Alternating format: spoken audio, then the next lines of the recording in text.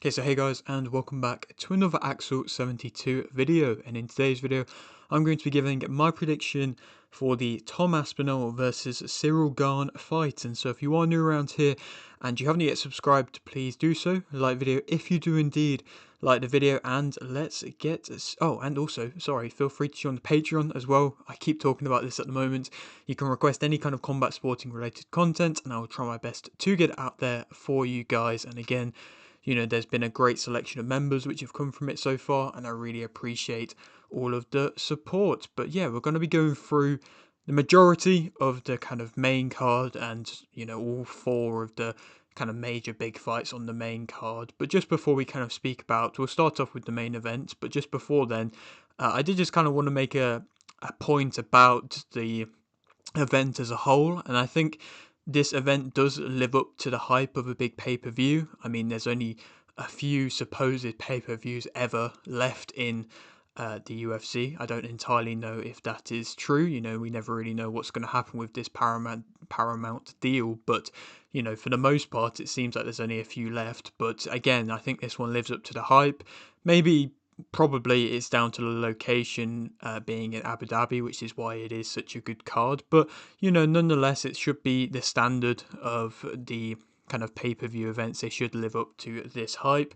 But as a British MMA fan, I don't mind it being a pay-per-view, and also at the same time, I am also very happy that it is at a good time for the British fighters as well. I mean, of course, there was I think it was the last time that Tom Aspinall fought, when he fought Curtis Blades in their rematch. I think that was in Manchester, and that was the card that was the stupid one that was at like a really early time in the morning. And then yeah, they had Leon Edwards versus Bilal Muhammad on that, and yeah, it was just weird for the fans, and a lot of the fighters didn't really seem to like it either. So again, it is nice that this is at a good time for the British kind of MMA and European MMA fans as well, because of course, Ciryl Gane, French fighter, it should be accessible for the fans that are going to be, most tuning in. And for the British fans, this is a massive moment to have a UFC heavyweight champion. It's never happened before. So again, this is a massive moment, and I'm sure so many British MMA fans are going to be tuning into this. And then for the French, MMA fans as well, to have Ciryl Gane yet again fighting for the UFC heavyweight title is a big deal in itself as well. So again, every time that they go to France, there's a big sold out event as well, so they should be allowed to watch it as well. But like I say, we'll start off talking about the main event, and I'm so happy to be finally seeing Aspinall fight again. I mean, it seemed like it's been so long now, and it has been quite a while, to be fair. I mean, I know it was last year that Tom Aspinall fought, and he fought, of course, against Blades, and he won via stoppage in round one, and of course, he's got the lowest average fight time in like 2 minutes and 2 seconds, something crazy like that. And again, he at least needs the rounds. He just hasn't been getting the rounds from anybody, and then he just hasn't been fighting. And I think the whole Jones saga definitely would have frustrated him. I mean, he seems like a very calm, level-headed guy, which is, something about the character of him, and I think the fans are, appreciate his mindset on things, but I'm sure he definitely got very frustrated with it. I think every fighter would have got frustrated with the whole situation, because it was completely out of Aspinall's hands, and again, he was just wanting to test himself against the best. But of course, Jones had other ideas. Realistically, I don't think Jones would have ever actually wanted to have fought Aspinall. I just don't actually think it was a fight that Jones was intrigued by it at all. I think he definitely did just want to create a bit of hype for as long as he could, and, see if he could maybe push out a humongous deal with maybe the Saudis or anything like that. But now, of course, he went on to retire. He may have regretted that now, that since his retirement, they announced the whole UFC, White House card, and he seems like he wants to get back involved with that again. But again, like I say, this is Tom Aspinall's moment. He deserves to be the main leading guy in the heavyweight division, and I just hope it hasn't really caused any kind of ring rust. I mean, I don't think it would have, just due to the fact of, like I say, he really hasn't fought in the octagon in the UFC like for that much time. I don't think it would have caused any kind of ring rust, because he, like I say, doesn't fight for very long, so he hasn't really got a tremendous amount of experience in the kind of UFC octagon. And so, like I say, I just don't feel like you have to deal with that. But also at the same time, I don't want him to be coming into this fight thinking that he has to do a better job than what Jones did against Ciryl Gane. He does just need to focus on his own work and not try and one up anybody else. I'm sure there will be comparisons between the performance of Tom Aspinall and Ciryl Gane in the way of the fans, but for himself, of course, I mean, he seems to very much respect Ciryl Gane, which of course he has to, but still, like I say, he's got to be making sure that he isn't trying and forcing the fight to be finished within the first round, because of course, first of all, that's what Jon Jones did, and second of all, that's what he's used to doing so far in his UFC career. And, of course, he kind of also in that last fight kind of avenged the demons to an extent of the first fight with Blades, which was, of course, the bad injury that he suffered to his kind of inside, at like the high kind of point of the inside of his leg. But again, he was able to avenge that very well. And I think the Blades win, has maybe not aged the best, but it hasn't aged that badly as well. Again, when you look at the heavyweight division, it's not really the best at the moment. So a Blades win via stoppage in round one is still good, no matter, how you put it really. However, Gane, he is a different test to what Aspinall is used to. Aspinall, when you look through his resume and the fights in which he's had, they all kind of have been slow, plodding heavyweights, and of course, Gane isn't that. He's somebody who moves well and is able to strike, well, just like Aspinall is. His win against Volkov in their rematch was controversial with kind of many, and even I think Dana White, I believe I heard in an interview at the time, or there was some kind of thing with Dana White thinking that, Volkov deserved to win that fight. And of course, he also lost badly to Jon Jones. But like I said, the heavyweight division is poor at the moment. So that's why, they're willing to put something like Gane in against against Aspinall. But again, at the same time, I think the fans are actually more looking forwards to a possible matchup between Pereira and Aspinall than actually Gane against Aspinall at the moment. Like I say, just because of Gane losing to, of course, Jones, and also losing against Ngannou as well, where Ngannou just continuously kind of took him down and again exposed Gane's physical attributes and his ability to be taken down quite easily. And again, Volkov ended up in some good positions on the ground against Gane. I think Gane has shown improvement, and of course, from what it has seemed, he's been training a lot on grappling and trying to improve his wrestling as a whole. And I think it has become a bit more evident. Of course, when he was against Ngannou, it looked very poor, his wrestling.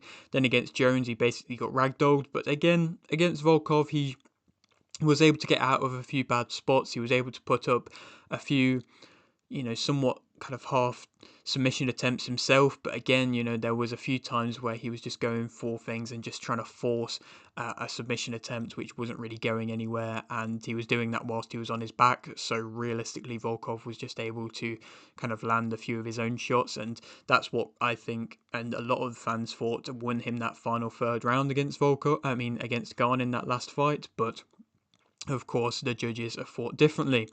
To speak about both fighters individually, though, Aspinall, he's a very fast for a heavyweight. He's a very technical, fast heavyweight, and of course, that's what makes him very hard to deal with. No heavyweight has been able to deal with him so far, and of course, he's light on his feet, he's explosive, he carries very heavy power, and he only needs kind of one punch to be able to get you out of there, and that's been shown on multiple stages now against multiple top guys.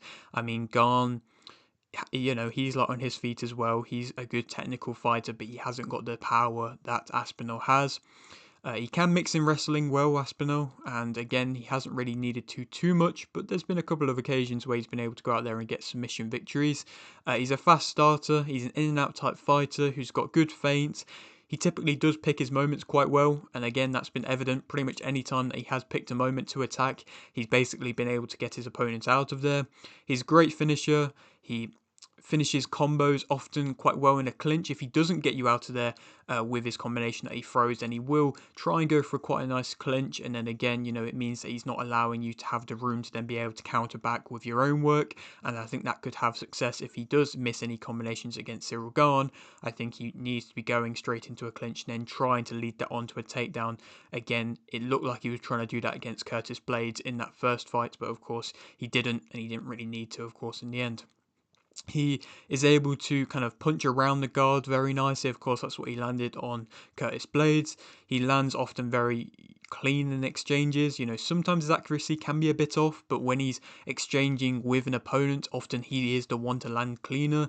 He pounces on his attacks. Of course, he's got very good ground and pound as well, and he can be, that fast pace explosive fighter like I've spoke about, where of course, like I say, if he gets you hurt, he's going to pounce upon you, he's going to go for the ground and pound, and he's going to be really kind of putting on some heavy leather to try and get you out of there, which I just haven't really seen tremendously from Ciryl Gane. Negatives about him, of course, he hasn't had to go that full distance. He hasn't really had his chin caught by any shots. Gane might be the guy to do that again with that striking threat of Gane. Could he possibly land a shot that is able to rock him, or at least, catch him off guard a bit?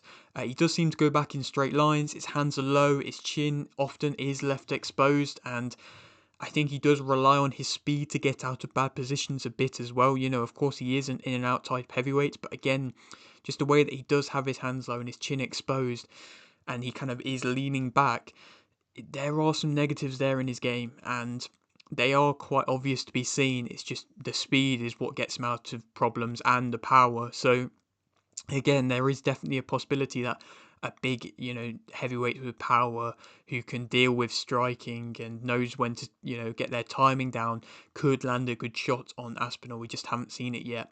He's heavy on his back leg. He can seem a bit chaotic at times when he's striking and a little bit reckless. He can be caught by straight shots a bit. Blaydes did catch him with a couple of nice straight shots, and that seemed to, make Aspinall aware. He does have, I think, problems with accuracy a bit at times. He can be a bit clumsy in combinations. He can be caught coming in. Of course, his chin hasn't really been tested, like I've said.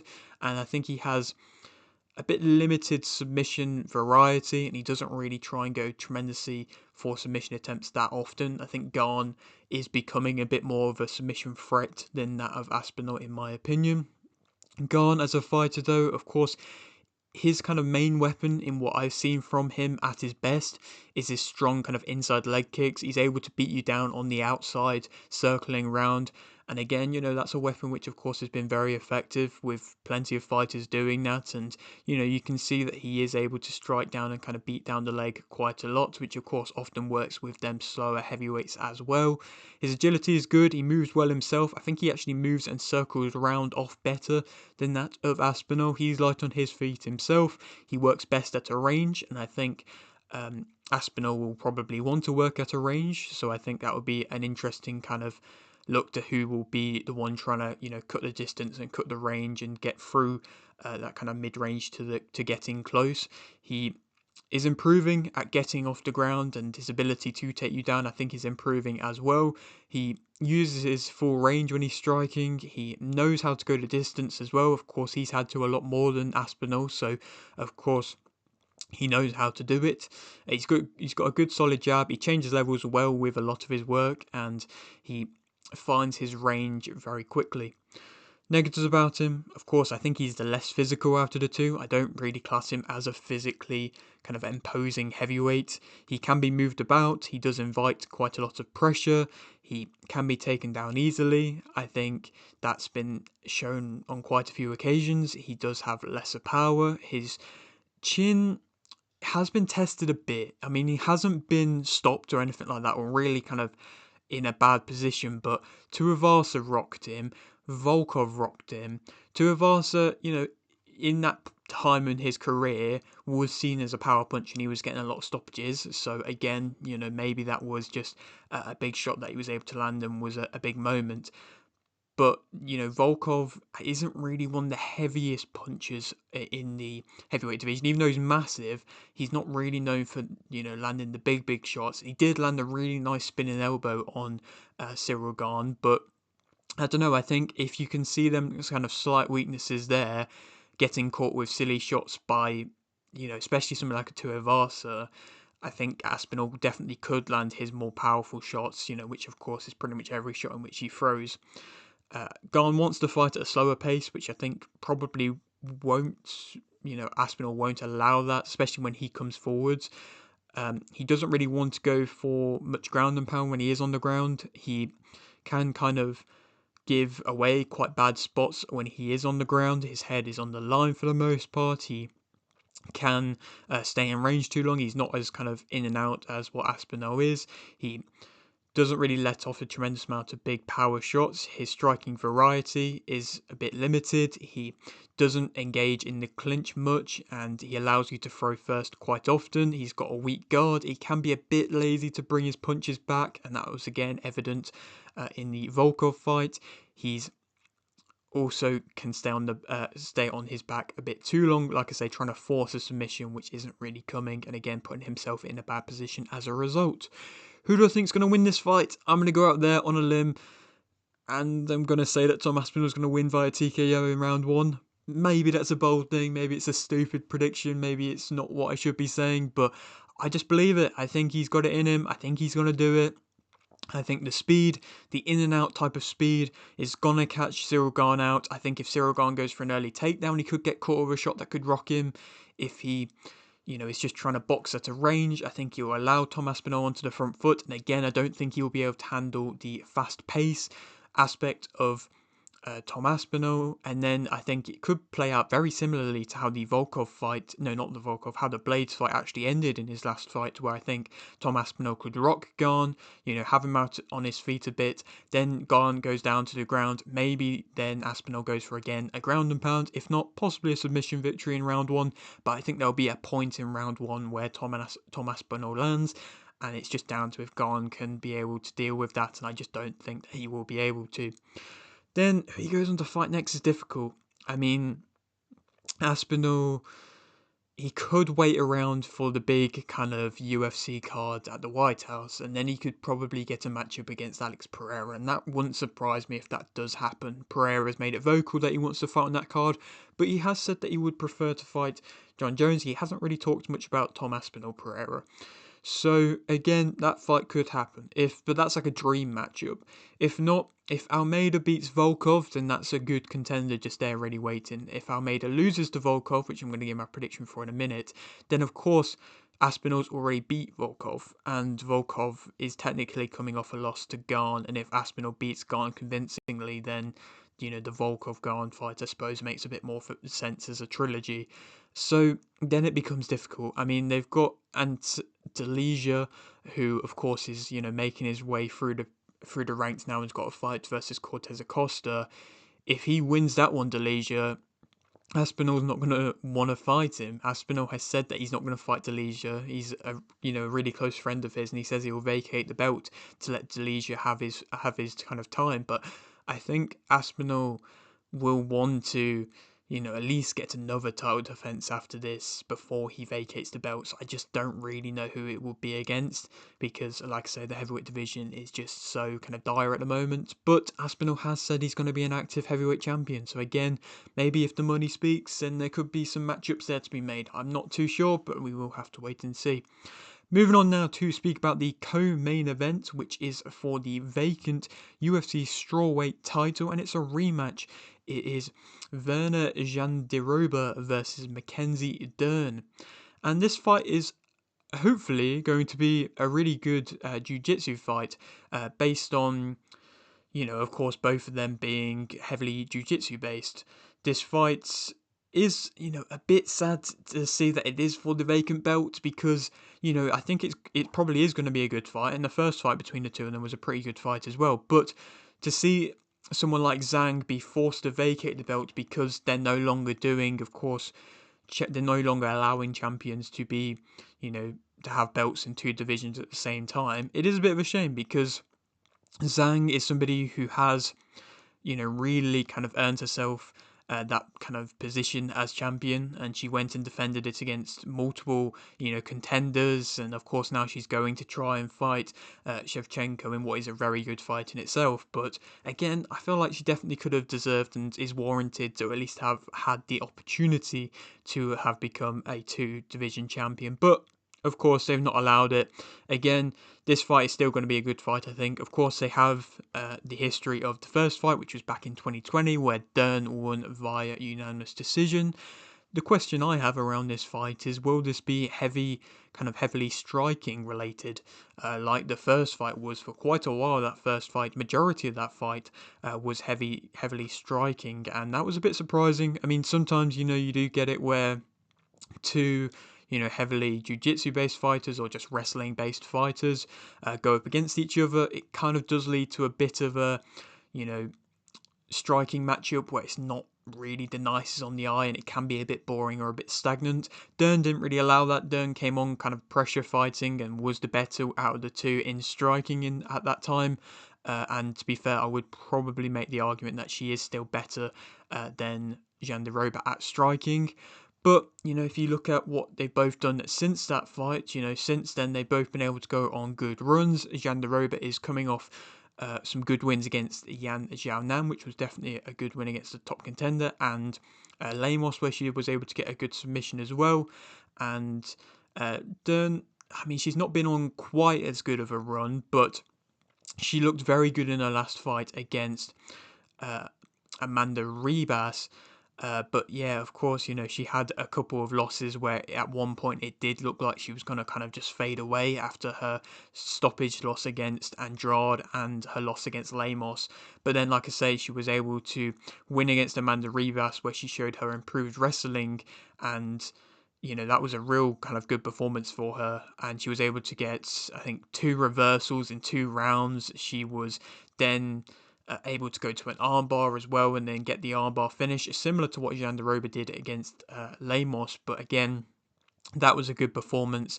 And of course, she is a fan favourite as well, which normally kind of does get you opportunities in the UFC. And when you look at the division, I'm not against her getting a title shot, even though perhaps maybe, there could have been a bit of a better option. Maybe we could have allowed Mackenzie Dern one more fight before she went to get that fight. But of course, Dern has kind of fought a lot of the big names. So again, she's definitely, earned her shot by what she's done in the UFC. So again, I'm not completely against it for being for a title. But who do I think is going to win? I think that Virna Jandiroba is going to be able to win this one via unanimous decision, actually. I think that's maybe a little bit of a bold shout, but I think Dern is the better striker out of the two. I think Jandiroba is the better striker in the clinch, but Dern is better, in general on her feet, mixing in the uppercuts quite nicely. But I think Dern is going to try and quickly go down to the ground and force Jandiroba down. And I think Jandiroba's scrambles are better than Mackenzie Dern. I think Dern can sometimes rely on getting out of a bad position, and I don't think that Jandiroba, if she gets Dern in a bad position, is going to allow her to get out of that bad position easily without taking damage, or without at least getting herself into a good position to then go for a submission. I think, like I say, this is 2 very elite level jiu-jitsu fighters. And I think Jandiroba has been able to fight at a more elite level, fighting jiu-jitsu and, specialising at that and having success with that. And she has, of course, like I say, the momentum, which is kind of what I'm referencing there. So I think she is going to win via unanimous decision. Again, Mackenzie Dern, it wouldn't surprise me if she goes out there and, puts on another performance where she could get a decision victory herself, or even a submission victory herself. But again, I think they are both very similar in their jiu-jitsu ability, but I think Jandiroba's is just a little bit better and a little bit, faster as well, which could catch Dern out a bit as well. Then who she could go on to fight, maybe a Tatiana Suarez, a Zhang if she comes back down in weight if she loses to Shevchenko, or maybe a Tabitha Ricci. Again, I know she's quite low down in the rankings, but perhaps that matchup could make sense because if you look at the other kind of fighters in the strawweight division, there's not really much else that is tremendously exciting bar a Suarez or a Ricci at the moment. Moving on now to speak about another fight on this card, which is Umar Nurmagomedov versus Mario Bautista. This is another interesting fight as well. I mean, Nurmagomedov is having to deal with something that most Nurmagomedovs, or pretty much all Nurmagomedovs, have not had to deal with, and that's of course a loss. I mean, he just couldn't seem to be able to keep up with the immense pace of Merab, but he still made it a pretty close fight. I mean, there was a few rounds in which you could probably say that he made, well, at least 1 or 2 rounds that you could say that he won. But then, of course, Merab's pace was just way too much, and you could see that he was, visibly very tired by the end of that Merab fight. But of course, this is a 3-rounder, which maybe, might be something that Nurmagomedov may have requested, but you would like to hope that he has focused on improving his cardio and his work rate, because I think Bautista definitely could, make this fight a high-paced fight as well. He is fighting for his chance basically to get a rematch in the Merab fight, but I don't actually think Merab wants to do the rematch. Whenever Merab kind of does speak about fighting any of the other contenders, he was more wanting to, give somebody like a Jan a rematch than give Nurmagomedov a rematch, because I think he is very much aware that the Nurmagomedov fight is probably stylistic wise the toughest matchup in which he could have in the division at the moment. And again, it did seem like he was a little bit reluctant to take the first fight, but he basically had to. And again, I just don't think he actually really wants to fight Nurmagomedov again, so he probably is rooting for somebody like a Bautista in this fight. Also, his fight against Sandhagen, though, perhaps does look a little bit worse now than Magomedov's, because Merab was able to have quite a lot of success in that fight against him. Sandhagen did have bits of success as well, but I think Merab was more dominant than that of Umar in that fight against Sandhagen. Umar's striking, though, it's not really something that is talked about too much, but it isn't that bad either. I mean, I thought against Merab, his karate kind of head kicking style was actually quite good, and he was able to have a bit of success with it, and it might be something that you might be able to, work and land against Bautista. I don't know if I'd recommend that much, but still. But of course, he's best and he's most comfortable with his takedowns, and his takedown variety was on display still against Merab for the most part, even though Merab was actually, able to utilize a really good set of takedown kind of just defense as a whole, but he was still trying to go for multiple different styles of takedowns. Umar, and I think, like I say, he typically has got very good takedown variety with very good trips and scrambles, and he's also, of course, a submission threat kind of all over the body, if that makes sense. And yeah, I think for the most part he is quite a well-rounded fighter. Obviously he needs to work on that cardio, and again, it will be evident to see if he has done that in this fight, but at the same time, he also can't be wasting his work. I think there was a point in which he was wasting some of his submission attempts on Merab, which of course made Merab look better, and also, of course, did tire Umar a lot more.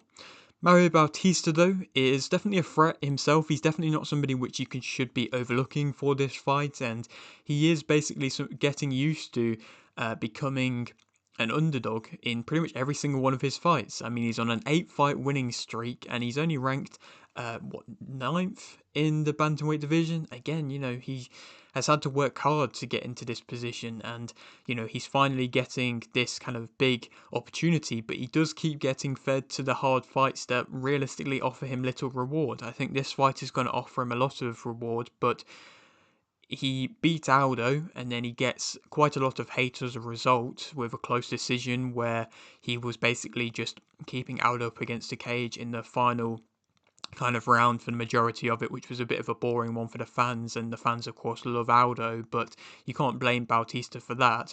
But then he went and got put up against Patchy Mix, who at the time was a very risky, hyped up fight, who of course, offered Bautista very minimal reward as well, but Bautista outboxed him completely, just outmaneuvered him, outmoved him, was a lot faster on his feet, and looked just sharp, good.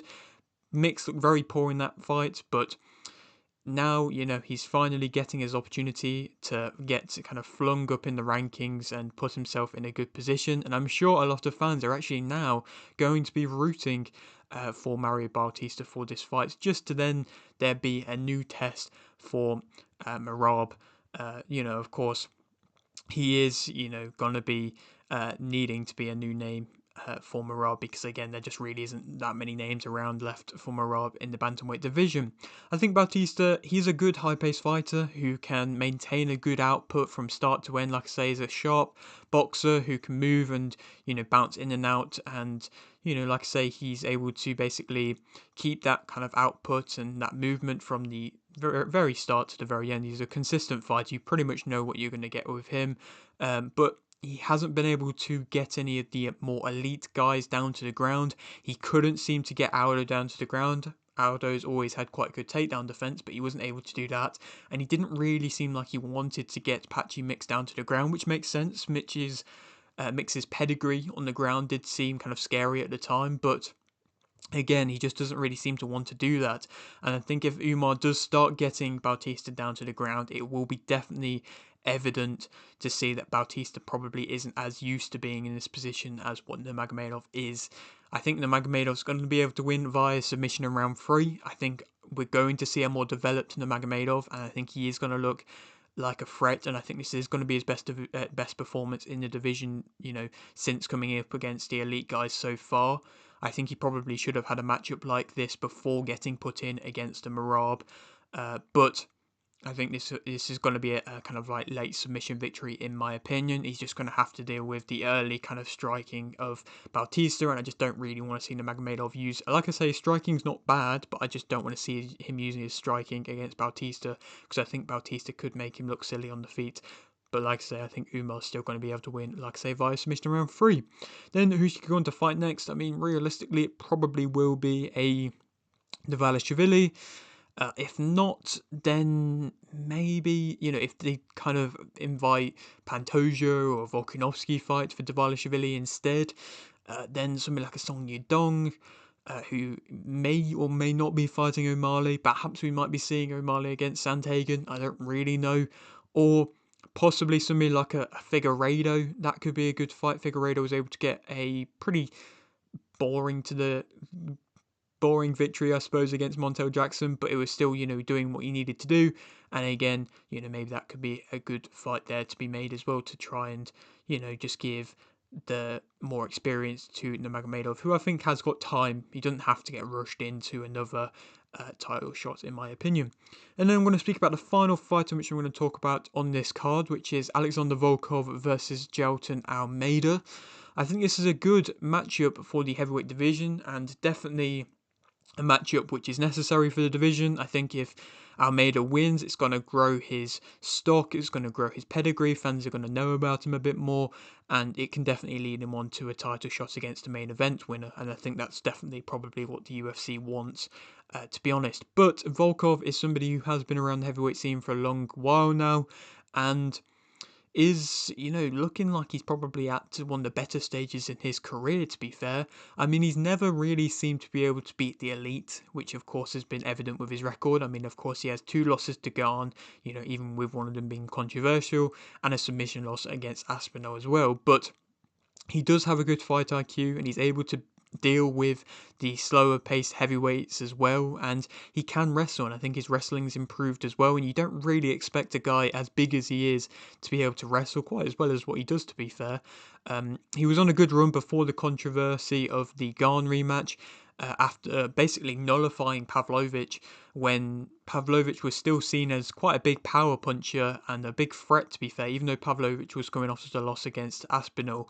But Volkov was basically able to make it quite boring and box at a distance, and didn't let Pavlovich get in close at all, and that was an impressive victory there for Volkov. And then before that, he was able to submit to Avasa as well, which again isn't really that big of a win really, but again it was still a good victory, I suppose. And he's now been able to find quite a good, slower boxing style that kind of works for him, and then just the occasional surprising moment which catches your opponent off guard, like, say, referencing that spinning kind of back fist that he landed on Gane, which definitely caught Gane out. There's been a thing that's been going around this week with Aspinall claiming that Volkov's management said that Volkov is actually like 6'9", when I think on his kind of like Tapology he's rated, and his actual UFC kind of stats he's rated as 6'7". which again, if he's actually 6'9", apparently that's something, to hide Volkov, because they didn't want to make him seem like some sort of a freak type fighter, is from what I've heard. But again, it wouldn't surprise me. He does seem like a massive heavyweight, to be fair. But to speak about Almeida, he's somebody who has kind of tried to play his own narrative, that he has been an avoided heavyweight. But the truth is, he needs a fight like this to put himself in line for a title shot. He isn't there ready for a title shot just yet. He probably is one of the better names, in line for a title shot compared to the rest of the division, but the fans aren't really wanting or calling for an Almeida title shot just yet. He isn't the most entertaining of heavyweights either. I mean, he does wrestle a lot, and he's not really using much offensive wrestling when he is doing so. A lot more of it is just kind of smothering. Of course, he's on a decent run. I mean, before getting KO'd by Blades, he was on a really good run, which definitely could have propelled him into a world title shot sooner. But he would have probably just been waiting around for Jon Jones, to be fair. But, like I say, then Blades went on to KO him when Almeida went in for a bit of an early lazy takedown, which really wasn't a good look, and pushed him right down in the queue, to be fair. And then, of course, he went on to get a nice KO victory against Spivak in his last fight. But again, that was a fight in which was a bit of a, even though it was an early KO, it wasn't really the most exciting of early KOs, if that makes sense. And to be fair, I don't think that Dana White wants a wrestling heavyweight champion. I don't think he sees Almeida as a big name, and that makes sense. So again, he's really going to have to work and come up with a good performance and a good victory here to be able to go out there and really showcase to the fans that he's deserving of a title shot. Volkov, I think his jab and physical presence will be important in this fight, but he is still a slow fighter, and that will probably play into Almeida's hands a bit. I could see perhaps the leg lock again from Volkov maybe having a bit of success if Almeida gets him onto the ground and Volkov gets put onto his back. But I think Volkov will be the more creative and cleaner striker on the feet. But Volkov does have to be aware of the heavyweight power of Almeida, even though, of course, he's not known for the knockouts. Of course, he was able to catch Spivak with one kind of big moment shot, which, of course, rocked him and hurt him a lot. Who do I think is going to win? I think that Alexander Volkanovski is going to be able to win via TKO in round 3. I do think this could be quite a slow fight where, I mean, if it goes to the ground, I think it's going to be a very slow fight, and it probably won't be very fan-friendly if it goes to the ground.